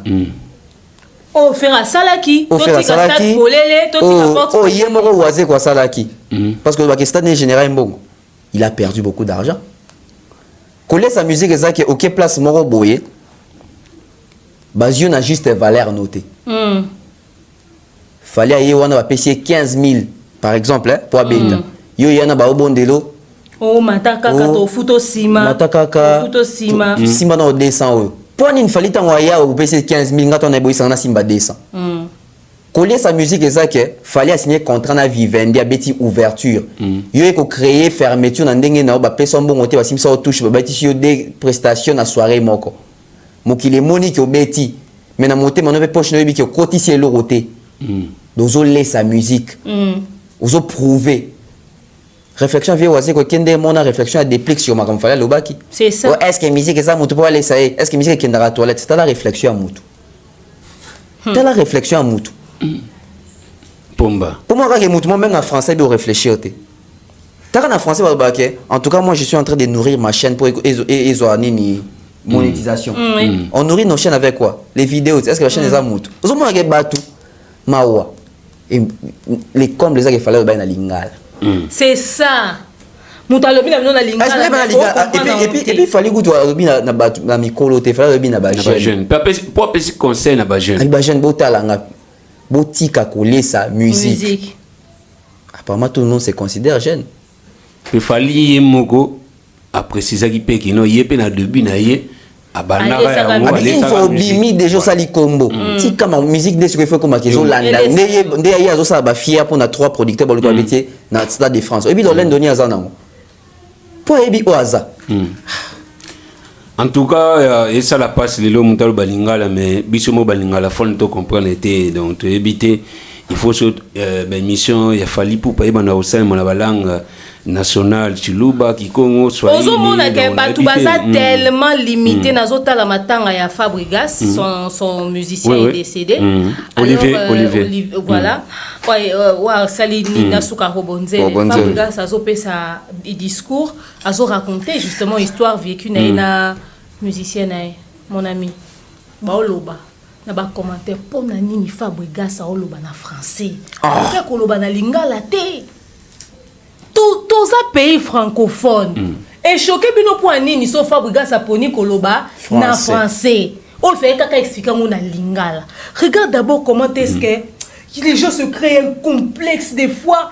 Moi d'ailleurs, j'étais très contente et fière d'entendre Fabregas tenir plus de 10 minutes à s'exprimer en français. Je suis fier, Nabi, que Lélo Fabregas a commandé sur une table. Mais Fabregas a Côte d'Ivoire, depuis Koseko, Wap. Très joyeux. Oh, mais avec un plaisir. Il y a le bâtiment, c'est ah, timide. Moi, je me suis sentie honorée. Pourquoi? Je préfère 1000 fois faire. Aujourd'hui, on a Fabregas. Aujourd'hui, on a Fali. On a des artistes qui... Inos. On a Inos. C'est-à-dire, on a des artistes qui peuvent s'asseoir et tenir. Viens mon pao. Voilà. Mais ça, t'as une gabaou, Ils ont passé. Pour chuter avec nos derniers sujets, Tonton Bef, tout le monde confie l'idée qu'on reposté l'IND, ou à a fallu, à parents a fallu, pourquoi est-ce que vraiment les jeunes n'ont pas confié l'idée, il faut continuer à la bêtise, on a bien à bassesse de Tonton Bef. Bon, pour nous respirer à nous, on va répondre à la question, pour amis déjà. Ce moyen ça va arrêter question. Je pense que les lots na binga ezanga. Tata Bev. Na benga sous vieux légende té. Mi Castel toi gagné. Émission sous quand on a benga légende derrière les lots. OK, expliquez et puis le ngo pe kana émission. Ouais. Na zone qui na benga kala Kofi Olomide. Il ne mérite pas appellation en légende. Pourquoi? Ça, c'est pas véhiculer des bonnes mœurs. Et ça, dans un sens mort, ça karaté. Comment un compte TikTok n'est officiel? Parce que c'est un compte professionnel. Il reposte une personne qui insulte l'ancien sociétaire de son groupe Quartier Latin, qui n'incite pas non seulement l'artiste, mais la femme de l'artiste, la belle-mère de l'artiste, la famille de l'artiste, Fali Ipupa. Et lui, il prend plaisir de reposter ça. Et lorsque ça devient viral, il retire. C'est pas la première fois. Le même monsieur, l'artiste, Kofi Olomide, a zoba audio moro bwebando finga demain on a Fali. Demain yeyo. Nazaku toi donc ezal kamba odutete. Atindela yango puis ba propager on a bato belé ba yokande bazo finga Fali ben sanité na demeure. Donc c'est comme si lui il prend plaisir tant ba finga Fali bongo. Et qui ne sait pas ce qui yende muta financer qui garçon wana pour anda ko finga bongo. OK musique. Ah mais oui parce qu'on a déjà soutien. Ils ont soutien. Qui ne sait pas ce qui muta pesa rapena mbongo. C'est quand tellement moni que musango ça mais qui toko makasi a reposté en les gens pleurent. Todo bani ça erreur, ça a été reposté à Tchango Penda posté en. OK musique. L'artiste Olomide a toujours kolobake yé aza victime, yé balinga kete, yé basala ke mabe, main noire. Et main noire lobakane bimisana il fallait des mains noires. Mais ah même la biso preuve aux autres que biso qu'il fallait salier mabe. Ba preuve aux autres qu'il fallait salayer mabe. Parce que na quand il a fallu d'être monique. Qu'on fait la biso ba preuve qu'il y a aussi la fali mabe. Plus d'une fois. Plus d'une fois. Donc nous avons vraiment des preuves aux autres que Kofi a ça la fali mabe. Mais ça tu lis tout que la preuve aux autres que fali ça la Kofi mabe au monde en côté. C'est abstrait. C'est imaginaire. C'est virtuel. Alors un tel monsieur ne mérite pas cette appellation là. Il y a prestige légendaire. Voilà pourquoi tout ce qu'il fait, il fait Mikolo Nyoso Yo Simbate. On t'aime tellement mabé. C'est méchant. Et ce n'est pas une bonne éducation à véhiculer. Pour Namuto Bengami, leader d'opinion, éducateur et masse. Je me repose encore des questions. Bato Nyoso to benga abusivement ba éducateur à masse, il nous indique en quoi? Bonne question. Si il va éduquer à masse, quelle masse va éduquer? Peut-être masse à courant. Masse médiatique, masse y a ben poli, masse y a ben senzi, masse y a ben illettré, to masse penza bato a besoin bazo instruction, pas instruction, bazo s'instruire. Venant à bateau to benga ba leader d'opinion. Toi na crise ya ba légende. Tous na ba crise ya ba légende. C'est pas la première fois na compte Instagram na officiel a publié une nouvelle campagne na ekoloba ke fallait ala langate. Surtout on dit au lukongo na eko mebele. Ebele. Nous a montré son mauvais cœur aujourd'hui. Et biso bato presse, cara. Ça là une inversion des rôles. Ceux qui na compte Instagram, ton compte TikTok a fallu, fallait reposter mutu moko azo finga maman ami, azo finga Marie, azo finga Cindy. On a mboki linga. To la lité. To la lité. La coach déjà tozala na vie bololo, le lever le kunya, na habité na magambo le lo comme nani. Toujours travailler sur yango. Et ils ont un laboratoire. Toujours travailler pendant une minute. Toujours. On y vient, on dit l'appellation plus azo like sa vrai visage n'a plus au grade et mat. Vieux grade. Didi en a raison. Moi Didi Stone en a raison. Il y a Sony, il y a Sony. Ngala bana bien mon koloba pays francophone et yeba vrai visage à vie likunya. Bon ça. Il o miolo gens insister na momingi. Ndepene aux la chute libre. À partir de la semaine prochaine opération des émissions toutes les émissions 100% vie likunya na français. En français. Et puis ce moto s'est porté garato katang. Et nous allons commencer à faire ça à téléphone ouvert. Les étrangers doivent appeler. Parce que des sortes de marambo exotiques localement, il y a ça qui vient continuer. Peut-être qu'il y a comme plus comme limité, ce qu'on comme mon que bouzo banezo zala vraiment propagé. Les kamo que les kaka awa naeba à l'époque maman Niki.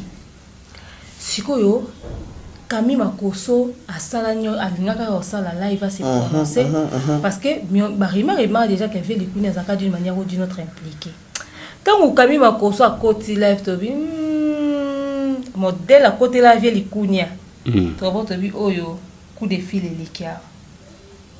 On connaît les joueurs et son jeu. To e bani e bibi so biso to e bi to e bani to za mboko. To e bani babuzo ba biso to e bani maman na biso. J'ai à ça tellement les mêmes spectacles que d'autres, c'est-à-dire on peut même tu vois bouger derrière l'IPK, tu es bien ok bouger. Ah comment peut-on bouger? Né to lobby na français né to bi to na français quand même to yoka. Mais vraiment vous voyez ils ont dit qu'ils vont me harceler quoi. Mais on pense na que on ça ba maman bo ils ont choqué bato. Mais kuna libanda bima mo santu bato musuka ba mama be. Qui sait qu'est-ce qu'il raconte aux étrangers concernant Fally? Comment est-ce que toi et ton fils vous n'êtes pas proches? Qui sait ce qu'il raconte? Mais aux hommes tout le finga. Attends, on a finga falité. Oublions qu'on a finga fali. On a finga tout court. tout court tolongoli ku fali parce que musu longo eza fali ba yo ba to kanisa ke to loba peut-être so to bi ba kanisa po eza fali te tolongoli fali mutu ka finga ka yo che pourquoi et puis au tiazo finga exacto alors le belo te mo tiazo finga tandis que c'est là mo non te to mona na ba différentes pages ya artiste fali pour vraiment bon atika peut-être que garçon on ça challenge ya kalembelembe nenga banda ko poster ba atie mutango et puis garçon en plein exercice atie pena ba miniature atie pena longa fali atie longa moisi fali atie longa belle-mère fali mameje bazona ba photo ba belle-mère wapi aussi si na yo de manière eza soni pour na vie de kunya mais au moins il y a un groupe de personnes ba ra défendre pendant kaza tani lo malamu salate ola luka bongisa no kimia na bana zo salate c'est lui qui se livre dans n'importe quelle absurdité. Je suis désolé je suis désolé en tout cas Koffi quand nyanga lobby na ba pays étrangers ba bi Koffi mususu biso beto na Koffi mususu elle wa masturbateur mo boy mais ye wana da présent jeunesse en église dans l'église après ça image mususu mais tant azonga na parler image mususu c'est donc prochainement vers Otika nde wifi adabo tozo wifi adabo aussi la credo Georges Christian j'ai fait pe na mona que ça concentré à jamais ngati yoka masturbateur président jeunesse église par exemple, c'est quoi pasteur après soyez comme les frères Job. Ceux qui la communauté des frères Job. Mon tout soit ailleurs attends Christian Lumia. Alobi soyez comme Lumia, soyez comme Georges maman. Tam de team. Wifi église. Et nous sommes pas signaler wifi église mais on t'a bilo quoi. Encore connexion avec l'église à Gito quoi. Ils sont très rapides comme prof ça nani yo prof pasteur ça direct connexion dans ma bende ah ouais yo so mona matin ya kit moi dimanche et calé et puis vérifier non vous avez raison bara suna bandimi bara suna ba bible terre comme chombo yo verset au bleu la Genèse mais et en ce moment là Joseph vire ses frères. Yoka, Moutabi Joseph vire ses frères. C'est comme Moutou Azaki concentré dans la bilo quoi. Yoka, pour le moment ça. Amen. Daddy. Venir acheter. Avance papa. Dans le pays où il devient gouverneur. Daddy. Le sang, quand le sang réclame, un jour tes frères reviendront.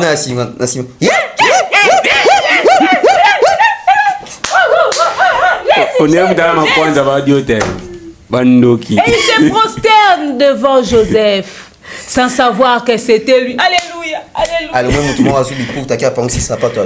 Et daddy. Nzoga frère Jacob Morazakuna. Frère Job. Té. Jimezan. Donc le tout ça les 11 mars donc nakala 4 jours avant mon anniversaire. Ah ouais, c'est les 15 hein. Les 15. Et le 15 c'est vendredi, il faut qu'on travaille. Ouais, tout ça ouais. Après after. After ils ont kabola bato ouais. Naza tane sika on me mata moko na binoti. Hein? Bon, yo qui kuna besoin de la faire même bato. Muto mtazo organiser. Donc yo me biso wapi. Déjà mercredi organisateur na biso Christian Lumia hier anniversaire. Donc on a habité Lumia, osala ba kopa wa. Comment qu'on utiliser ba bureau ya dab pour ça ba cop na ba cause bilo quoi. Alors ça la machine à dab ça ba cop na libanda. Et puis bilongi na bilongi. Et puis bilongi na bilongi. Ça bilongi na donc bon rozwak. Mercredi. Déjà mercredi bon mon elonga Christian Lumia pour peut-être boyo ka Christian Lumia bon mon aé. Toto bevle tout le 11 mars. Na total la calendrier Ferrigo là, Misla Bisso normalement le 10 mars phase en Sao Paulo là. Mais Ferrigo là toujours à Kinshasa. La habité Adidas Arena. Il y a eu aussi suspendre ba date nyonso au faire publier la Bisso tonné. Les contrats là n'ont jamais existé. Ezaki Vimbisa, Bangisa, pesa impression mon aka ke biso pe ba date eza. To suka wapi na pesa elengi wana. Il y a jamais eu de date. Jusqu'au point où l'application met à Facebook et quand a fait rigole à l'okuta. Pour la première fois dans l'histoire du monde, la musique est dans le monde. Ah, Oui, donc c'est honteux, hein. Tout le babou, mais credo. Chef T. T. Non, tout le monde a photo moi à faire à son akina na moi na e. Batemi soki li banda aéroport boy. Inaperçu. Eh, attends, tu vas visiter. Eh, bah l'équipe na boy. Au moins que t'as artiste so batwa ki no yamba bon zake a informer batwa ki na zoya. A informer tay botemi batwa l'équipe na boy. On dit pas papa moi. Mais tant de batwa bi son kara hein. Mais so zake batwa memi na Congo ba chena mutu soki nini ah. Omoni ke wana e yakana. Pour annoncer kat. Donc aux hommes que date on a tiré jamais kozala ils en ont pété. Preuve année les 10 c'est qui lobby les 11 à quel Brésil t'es à Brésil t'es na Brésil ba tika pe jamais kozele kazo yakuna. Ba yebi ku solo ana. Tant bango va comprendre que ba date on ezate et ba ko c'est date mukolote. Tricia les kam bango pas Frank Stemai. Oh to suspendre tourner pour to se concentrer na makambo accord arena. Tout na bango accord arena ba beta kiango. Aux hommes même accord arena ba beta.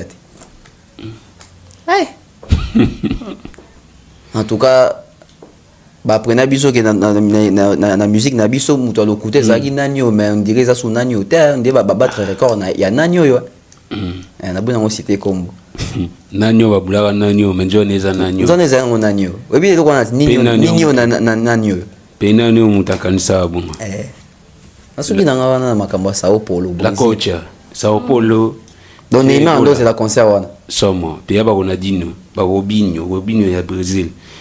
Mais aucune explication. Azwa dit Ronaldinho. Là aussi c'est notre cas. La coach même pas une explication de la part de Fego là et de son entourage pour les 10 normalement phase en Brésil mais pour RDC pas bien au Brésil d'Afrique. Moi peut-être doublard même sur ma bête. Papier. Ça dit solo. Tu avais sans papier. Après ça la quoi? La bête était sans papier. Papa mona maman boke busala mona usko basanya ola. Mais ndako ezalaka boye te yo pe susu. Na ebisi na bête. Ndako ni solo ezalaka boye. C'est là. Ezalaka boule mo belikolo. Il y a plein de ça boye okati pam. Oh toilette vani. Moi siko mwana faut pas faire c'est si biso maël wapi dans ta calendrier mais Nabi je suis choqué ça au point. Comment est-ce que les gens prennent plaisir à mentir et puis il s'est justifié sur aucune date il s'est excusé sur aucune date même il y a accord à rien à février bas s'excusater. C'est quel manque de respect envers sa communauté comme ça, c'est quel manque de respect envers son public comme ça. Ça au polo. C'est une gênance incroyable. Artiste doit apprendre à plaisir dans le conseil. Moi, na cause na raison pour na âge. Parce que moi, quand si tu as un mukanda, zo vivre nango et asa joueur t. Il y a joueur qui doit justifier. Il y a des musiciens. T'as la bande négo bolanda biso. Le 26 mai 2024, toi na Zénith de Paris avec le pasteur Mike Alamba.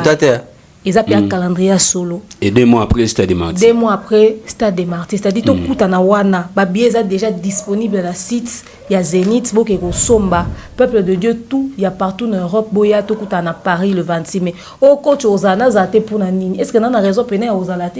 C'est-à-dire que Zalawana, tout est belé, Toto Beva Ozalaba, tout au Bolingaba Ozala le 26 mai. Tout quoi qu'on lever comme ensemble, na pasteur Mike. Ils ont levé les rideaux à Stade des Martyrs. Allez, tout Kimimba, on tozongi Kinshasa parce que il faudrait aux Zalawana. Na le 27 juillet, na Stade des Martyrs, le plus grand concert de l'histoire de la musique gospel. Et aux la terrible, on les ouverture il y a francophonie et on les ouverture à Cannes parce que le Saint-Esprit sera au rendez-vous.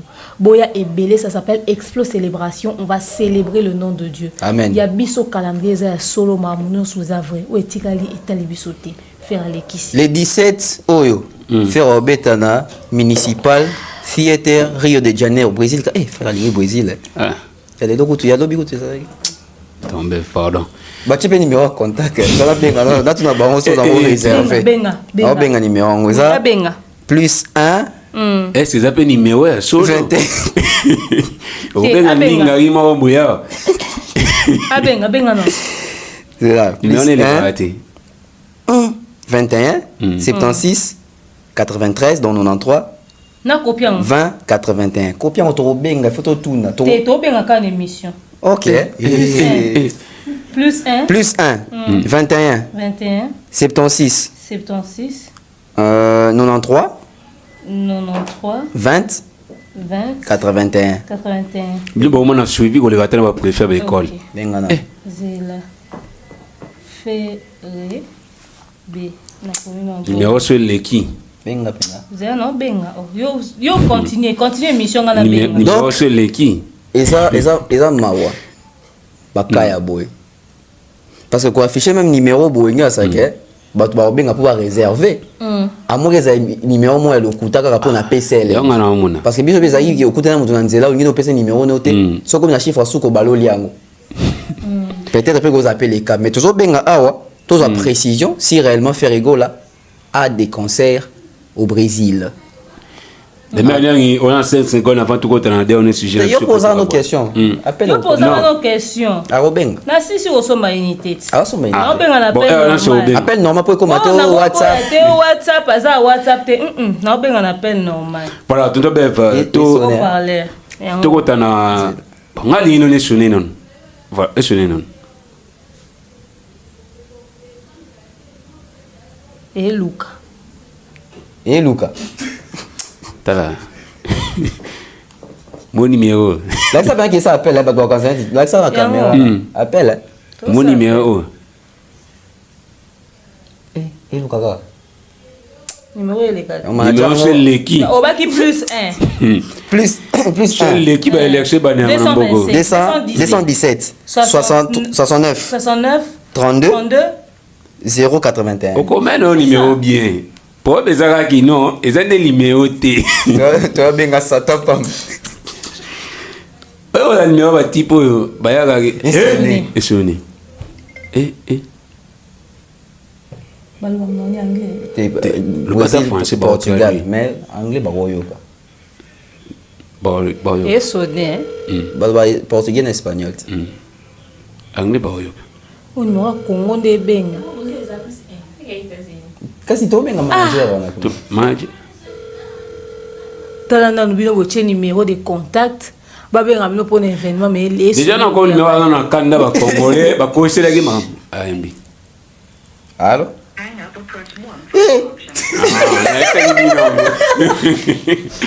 Là c'est évident. On a numéro c'est ndinga rise. Et numéro qui n'a jamais existé. Comment on est à l'imgolo méga sur des numéros. Papa. Oh poursuit, na molende la. En tout cas, le mot besoin préciser nous ça to bien numéro. Il faut bien ça peut s'attendre. Un calendrier. Yo benga Abraham Tebo. To Jacob. Les dates qui n'ont jamais existé, un numéro qui n'a jamais existé, même Facebook met à la raison. Pardon, tout le monde a sujet de Bissot a déjà pas de réponse. Fali Poupa concerne Arena, ils allaient nominer na Flamawa et bah vote ils ont qui le 25 mars ni au sein en Warriors pour en voter artiste na bango Fali Poupa. Aux fanatiques de Fali Poupa, il faut voter. Il faut voter, vraiment maximiser les votes parce que les 4 concerts qui ont été retenus, 3 concerts sont des concerts où ils ont qui place à Accor Arena, mais le seul concert il y a eu Arena, ils ont Fali Poupa. Donc c'est déjà une particularité. Donc Fali a déjà en avance et la salle de Fali Poupa, configuration 40, donc c'est 2 fois Accor Arena. Donc on va battre à, je crois, Dadju. Aya Nakamura, la possibilité de voilà, donc fallait ça bien avoir chance. Il y a raflé trophée on a les flammes. Non, j'ai pas sauvegardé ça. Peut-être bon. Peut-être au Lukango na illustration. Tu vois ça? Tu as l'artiste en a reçu ça banane. Donc Fali au moment on a que concert ndé yangoyo. Oh, concert etika là. Concert etika là. Concert c'est un spectacle. Concert etika là yangoyo. Concert ya show. Concert où ils ont betami observateur batali nominé yango parce que on a qu'ils ont respecté ba critères ni sur la nomination parce que le concert betami belé en France mais ba sélectionné parce que ba ebi que éthique histoire et comment mina kati histoire Fali Poupa donc nous avons nous avons Aya Nakamura Accor Arena Dinos Accor Arena et Djadja et Dinaz Accor Arena toujours. La seule personne qui est dans la défense Arena, c'est Fally. Fally Ipupa. Non, il est dans la salle qui représente le double Bassalo. Double Bassalo. Donc, voilà. Dans la possibilité, Belé. Dans la possibilité, et Belé. Et je pense, sincèrement, il mérite ses trophées. Il mérite ses trophées parce que l'influence, na makambo à Sali, na makambo à Pessi, et même comme on a You Arena, bah repostera toujours concert aux années, temps fort. Et Belé, on a vu défiler d'artistes et Belé à renommée internationale et surtout les spectacles. Et ça na début à concert, na souka concert, comme on a même ndenge ba fan bazaraki, même concert ici bazoye mbati libanda donc full ya batuana. Je pense que Fally mérite vraiment ses trophées. Concert ya roti kalande yango. Concert zaka teke o ba tcha na chaîne YouTube mutumo bazole la mbongo et puis Botaliango, Malungate, etc. Ça ne génère pas. Voilà. Le concert. Ça s'appelle un concert. Ils ont généré ça dans la norme. Ils ont enregistré. Et puis ils ont produit dans une grosse boîte, Gérald Drouillot. Pour parmi la discussion, bateau a produit Fally pour un Stade de France. Donc je pense que il mérite ça. Donc aux fanatiques, il y a Fally, il y a Fally pour pas. Tant que comme un R et à vote, bah maximiser va vote na bango pour Fally pour pouvoir rafler trophée parce que la première édition les flammes bah ça qui trophée honorifique où ils ont récompensé carrière Nemobima mais tout ce qu'on a peine nominé penza donc je pense qu'il mérite ces trophées là et ça prouve à suffisance que na industrie musicale puis dans le marché français Fally à quota. Demain on est la coach à ton avis? En tout cas, j'étais très contente d'abord comment qu'il a été maintenant cette fois-là nominé par rapport à cette édition-ci, les flammes. Rappelons que Eska Dadjaloba, le capitaine du Congo, de la musique du Congo, c'est d'ailleurs Dadju qui lui avait remis le trophée. Et je pense que Fally avait la voix cassée dans la cérémonie, la fois où ça s'est passé. Et il avait promis dans la soirée qu'il y a Beta, You Arena. Et d'ailleurs, je pense que ils ont fait partie de la cérémonie à remise à trophée crédible dans la Minute Open en France. Il faudrait qu'on puisse marteler dessus. Les flammes, quand tu es nominé, là, tu rencontres vraiment les grands. Je pense que la première édition, il n'y avait pas des moindres, il n'y avait que des grands et tout ça au bazar. Quand on parle de grands, on ne parle pas en termes d'âge. On parle d'un terme, il y a bateau à faire bouger l'industrie. Réalisation, en termes de réalisation. Et bon, les jeunes, on a le respect au bazar, ils ont démontré même envers Fally. C'était juste incroyable. Alors là, en ce moment où nous parlons, il est nominé. Et aux ala choc pour notre bisso que va voter suffisamment. Parce qu'il a le double. Tout basé en catégorie, n'est pas un accord. Et là, il a 2020 déjà. Donc, ils ont justifiable, ça sera inexplicable que il faut absolument gagner. Voilà, il faut gagner parce qu'il faut absolument gagner. Alors, c'est Fally. Adèle, le grand favori. Oui. C'est le double, c'est-à-dire à Beta Korwana, à la Lisango. Et puis à l'époque, à combattant à Toto Lango. Voilà, c'est-à-dire à Koutana, il y a des complications que les Gabons n'y ont sondé bazar. La difficulté à Koutana, on a encore bon, Koutana. Deuxièmement, non seulement l'équipe Bango, toqué sous même le niveau la défense Arena. C'est-à-dire à ça les réalisations où gagne sa France mobile. Ouais. Mutu moko ta sala elo abu. Pokora koka autour ça. Artiste français 50 Cent ça y a kokité Barnabo ayi a kokité. Alors ça les PC na plaquette wana. Donc bah fan na Fally va se réveiller, je pense qu'il y a mieux à faire sur Fally. Le streamer ou encore le voter quand il est nominé dans ce genre de cérémonie. Voilà, demain, il y a un concert, on a bien un trophée pour ce trophée. Comme ça, il fallait un concert et tirer la raté. Quand concert, on a tiré les wapets, les vidéos sur YouTube, tu as 300 K. Et tirer dans les annales. Parce que rappelons que le Stade des Martyrs a Fally et le lobby ça monde entier. Et quand on a un journée à Liban, il y a deux trophées. C'est ça qu'on dit qu'un événement s'est passé et resté dans les annales. Et là, nous sommes en train de parler de ce concert. Concert n'est que Narawapi, Tala et que Narawapi, mais Bino ba image au Boluka, Botala ba nominé, ba nominé sur base de quoi? Du nouveau à Kinshasa pour vos cérémonies, les mariages, les concerts, les anniversaires, les funérailles. La solution, c'est l'agence Rissa World Service. Nous vous proposons des hôtesses, des protocoles, un accueil incroyable incroyables pour vos différents événements. Également, vous aurez droit à des gadgets qui vous aident à accompagner ces grands événements, tels que des appareils photo, des caméras, des talkie-walkie. Vous avez également la possibilité d'avoir la photo booth 360. Nous vous offrons aussi un service de livraison de cadeaux surprises à domicile. Et nous faisons également la location du tapis rouge. Également, la possibilité de faire une livraison agroalimentaire. Et cela à un prix défiant toute concurrence. Pour nous avoir, c'est simple. Contactez-nous sur Kinshasa au plus 243 993 639 561. Aux États-Unis, c'est sur le plus 1 470 358 16 29. Notre email, c'est le contact@risaworldservice.com. En bonus, chez Risa World Service, vous avez la possibilité de choisir les tenues qui vous conviendront le mieux pour ce service d'accueil qui vous accompagnera tout au long de votre événement. Pour un événement de rêve, contactez Risa World Service.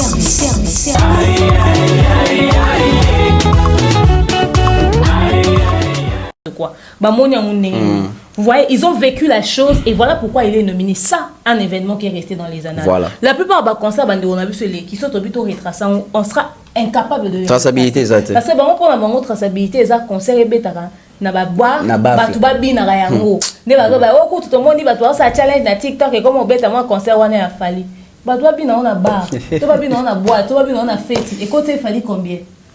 Mais en termes de visibilité, en termes d'image et de notoriété, sur Azul les flammes wana et puis c'est poite. Même le fait d'être seulement nominé. Ah, papa. Prestige ça va mettre. Voilà, tonton Bev, tu vois vraiment la émission 1 minute na tuna bino question moko pour vous deux. Et directement mabanga pour que to kabwana toto Bev lilo batu balobi ke fali pour parler l'autre autant ba concert na oyemo déjà le bac ya kumobeta ba show mais atolobi na kala to yebaka so ya beta ndule so ki ba beta ko fi beta les autres ba no présenter ba musicien na bango mais pas fali et zo sale maté fallait égoïste ani o kabula succès na bana maïté ou comment. Bon nous bien de répondre à Mukuse. Ça vraiment bref. Depuis musique à Congo et Banda. Hein? Depuis Papa Wendo. Tilelo. Nous choqué. Longo la Fali. Artiste moroté congolais à musique na biso a rumba awa. Asa vanda na Skyrock a eu visibilité mondiale au Junior Mutoko azwa. Ba image ça na Skyrock live parce que fallait mutali bonsoir côté live na Skyrock. Ce côté ra Junior Mutoko azwa azala wana. Ba tikela pena piste pena interpréter pena vocal na Formule 7 na Skyrock. O ba leader ebele ba ko mateti ba carrière ici là. Na mi maké wana. Fali. Peut-être on va surprendre après Koloba de mer, on sait que Christian tu as une compilation, il y a participation, il y a ATL, il y a Junior Muto qu'on a en attend na ING Arena. Sauf fallait appeler ça va tout espace. Na espace même il y a ba danseuse. Je crois dans le cas image ana. Bon tembena ne peut faire ici là dedans. C'est comme si tu vas déformer ma cambo. Moi mutatali concert azali na concert te mai comme mama kamo ba bilo mo ezangatino ya viva kité. Côté on dans le bamingi te na pesi ka ba to devoir wana. Leader Monique. Na biko tout est leader na ba mission était. Leader. Yemono qui va na kita Skyrock azwa visibilité Junior Mutoko azwa. Batama banga le bazate. Patine Saraza. Papa Caviar. Kelly Charleston. Maman Maliane, notre sponsor majeur, Belleville Candidat Patrona, Poutine de l'écriture. On a Pessimbo, na Maman Charlie, Bozio de la Fondation UESD, Maman Thérèse G, Irène Biouma, Nadine Mayo, mieux vaut tard que jamais, joyeux anniversaire. Happy birthday, Dada. En tout cas, Irène Biouma. Irène Biouma. Na Pessimbo, malgré toi, na rando. Il y a tout dans la nièce, la coach, tu es pas naïf. En tout cas, en ce qui concerne ce qu'il fallait faire ou pas, au fait, présenter bon concert. Tu sais, ces musiciens-là vivent tellement mieux que tous les musiciens de tous les orchestres de la République démocratique du Congo réunis. Banda musique et banda tili. Je répète, hein, peut-être dans le bien. Déjà, vous avez banda musique à Congo et banda. Tilelo et là, les musiciens montent évoluer dans l'orchestre, na biso ba vivre bien pour les musiciens fali. Yo monta na ka salle babeti. Tika ba salle. Ba na combien de visas na ba passeport na ba? Batondi ça combien de passeports bato ba voyager na ba passeport na bango mona maboko mutu contrôler ke te et puis ça tanga zongi ba neloko ça attaquer sous poto na ndenge et pas zongi lisusu ba kele la raté bazanga raté ba la bien donc bazana succès au bino boluka ba visibilité boluka ba pesa bango déjà en termes de stabilité baza plus stable que ba président ya orchestre belende bazawana baza ba passeport et tonda ko leka ba président ya orchestre belende bazawana. Tout le monde a un peu vérité. Surtout le bible, c'est un fanatisme. Mais c'est concret. C'est du concret. On parle des faits. Ibrata, Kabossé, c'est les... Papa. Chantier des pics. N'ébisio ba kenda ba concert ba calendrier ba vivara bien ba zongi. OK, fallait que caché étant comme kuna ba kabeli lisusu na nani. Baza ba galéreur te. Ba viveur. Ba vivaka, eux ils vivent de leur travail. Ouais. Musique et laisse à bango nenge laisse à boss na bango. Bazatende bazale ça orchestre monté yo lengi c'est longa kuna yaka na peso. Azate, soit lembi musique à tiki à côté retraite. Ou bien que ça mususu. Soit ta meki carrière solo simbi ta lala. Ma déjà bien. Mutu na passeport ana visa ya Canada, ana visa ya États-Unis, ana visa ya Londres, ana visa ya Belgique, ana visa ya France. Bozo tout n'a pas sa bonne visibilité té. Ba musicien ngo ba na succès. Baza wapi? Ba osala nini? Ba komo na ba nani? Est-ce que ba musicien ba yebani? Oh lelo le kine mission pe ba tali. Ka ba musicien fali. Mbasi Mani. Mutu to na ko ba musicien fali na monoko mais bon ba lo ba ke ba yebani pe. A télé. Ba musicien no nyoso ba na succès, baza ba succès pe ba sala nini? So écoute ba album o ba participer na carte za succès té ba na ba voko ni ba misa fali ba na voko tata ba sadika cœur aller la mbongo azo la visa za na ba calendrier na ba date mais là c'est vrai hein, parce qu'actuellement la musique congolaise ba musicien orchestre o ba dans ba voko reconnu za musicien fali poupa si ko toke na ba danseuse kasi na vie na train de vie na propriété na nyonso de A à Z na respect na respecter bango na musala ezomona na kati ya bato bakendaka batourne bamati bakiti bazongi bavivaka bien pesa ba danseuse banda na vie likunia pe o mati pe vie likunia so kiti tina muta suka so pe Denis nécessaire à recruter Diego Milito ba danseuse wana ba presta scène morona Yusundu papa bolo baka ke fallait fula raté pour avoir ko fou les années ata ba bimisi ba lekisa bon bango liboso te bazui mbongo bazui visa bazui nyonso ba sa la carrière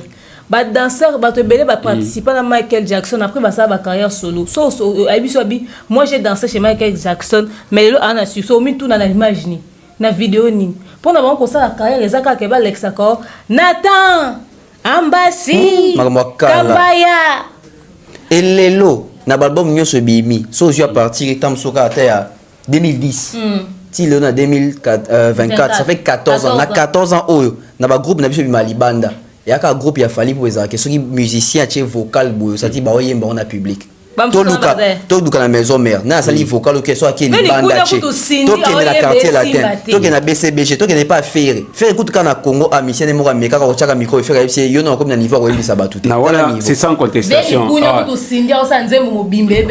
imagine Léon Africa so muto so ka oika tout ça ka battre ba musicien fali kaka ba organiser concert na bango ata na GD et puis ba musicien fait reka ba organiser bon ya wata tout ba nebo to ba musicien Kofi to musicien veli kunia ba chena sindi na kati ba musicien veli tika sindi to bi ba musicien asa musicien asa double fonction bon même il va likolo magasi la ko je poto kabwana na bité batu ba dédicace na biso ezaka bato boyebi ke to linga mingi wana lokwa ba Belgique comme la patrona maman malienne pour une hygiène intime incroyablement tokos, n'est-ce pas?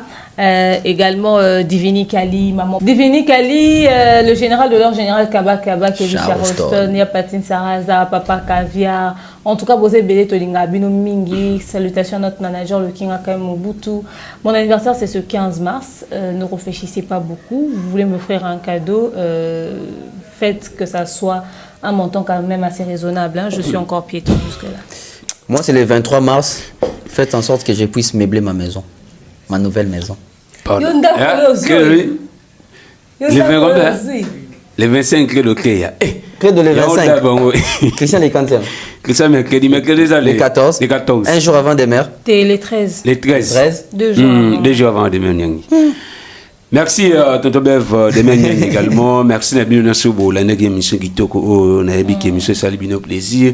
Mais Salimingi plaisir. Eh ben maman de sa famille Bota pardon. Eh famille Bota. La bigue Salib Mingi plaisir na maître Magali Calixtine Dossi depuis Binza. Te voilà ma sœur nanga. Sœur nanga ya mabele Binza. OK. Attends, 8 ans de maître Magali na gansi. Ah, maître Magali. On comprendre. Ah, ya ma maître. Jilo Jiwanu ane mutanga depuis kala financièrement béni. Kabibi Kankuma ma présente bino tout bolingaka particulièrement topé singulièrement.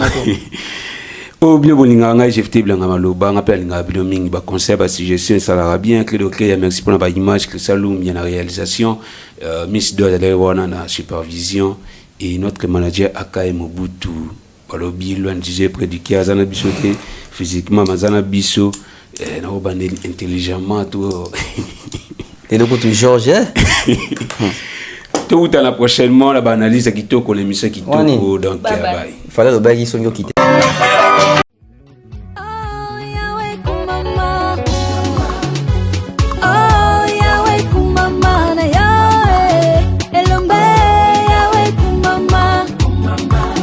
Libangana